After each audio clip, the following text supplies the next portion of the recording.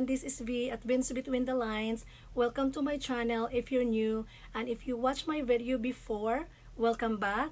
In this video, I want to share with you my scary, intimidating, big books that I want to read this 2021. I thought it would be nice to make a video about it to get me motivated. And these are the books that I have curated for this video. And they are bigger books, at least 600 pages. Hopefully, I'm going to get into them this year, but we shall see.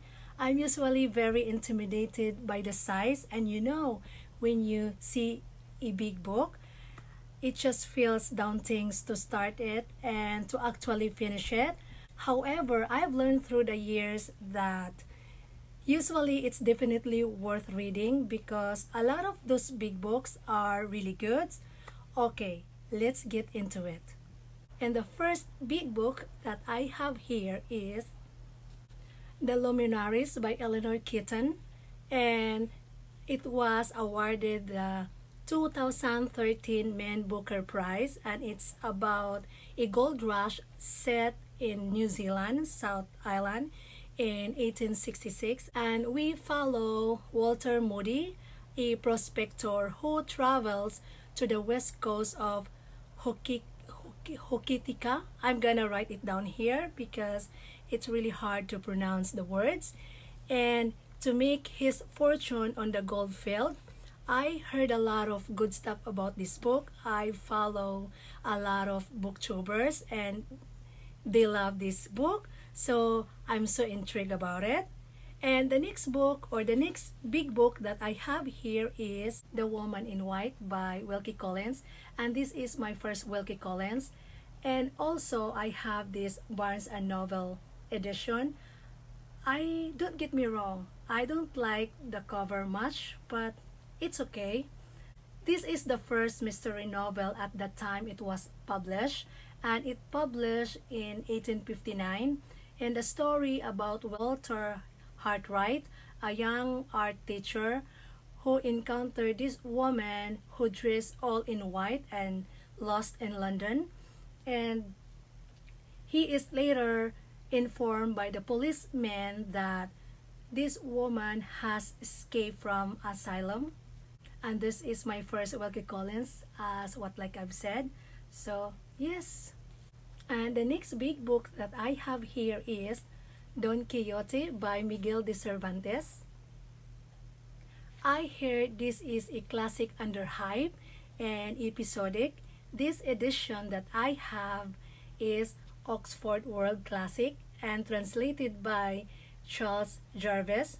And the story is about a man named Don Quixote de la Mancha, who is a farmer, and he started reading these stories about knighthood, which were really popular at that time in early 1600s.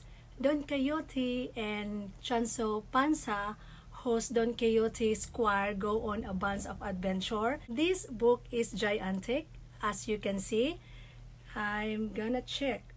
Whopping over 900 pages. Holy moly, 900 pages.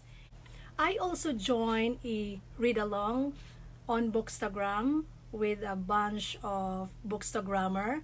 I think it's a great help to keep me going because it's gigantic. So what is big books without Charles Dickens, right? So I have two books here that I chosen for this year because I really enjoy Charles Dickens writing. My first Charles Dickens was Christmas Carol, and I did enjoy it. Followed by The Chimes, it's a short stories, and Oliver Twist, The Great Expectation, which becomes my all-time favorite classic, and The Old Curiosity Shop. I read two of his novels last year, and I wish I live longer to read all of his novels or writings. And actually, all the great literature out there, I really want to read all of them. And the books that I have here is David Copperfield, and I have this beautiful, the Modern Library Classic Edition. And the story is the memoirs of the title characters, David Copperfield, and we follow the life of David from childhood to maturity. He suffered a great tragedy from a very young age and had to learn independent. I heard a lot of good stuff about this book from my favorite booktubers.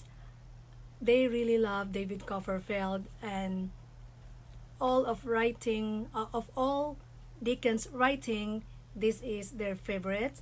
And also, as I read here at the back of the book, the blurb, it says here that it's hugely admired by Tolstoy, the David Copperfield. So I'm eager to get into this book. And the next book that I have here, it's also from Charles Dickens, because as like what I've said, I really enjoy his writing, is Little Dorrit. And I have this Penguin Classic Black Spine. Little Dorrit is about Amy Dorrit, often referred to as Little Dorrit, and she's 22 years old, and she's look young and she's very small. She born in and lived much of her life at the Marshalsea, where her father is present for death. That's all I know about this book, and I know I'm gonna like it, but we shall see, right? I don't want to prematurely judge the book because of some of my favorite booktuber, they like it or they love it. And those are the big books that I really want to read this year. Hopefully I will get into them before the end of the year. And I hope you enjoyed this video. If you did, please like it. And if you read one of those books, please let me know, comment down below. I would love to hear your thoughts about it. And as always, thank you so much for watching. Please don't forget to subscribe and have a great day. Have a wonderful night whenever you are in the world, and I will see you in my next video. Bye!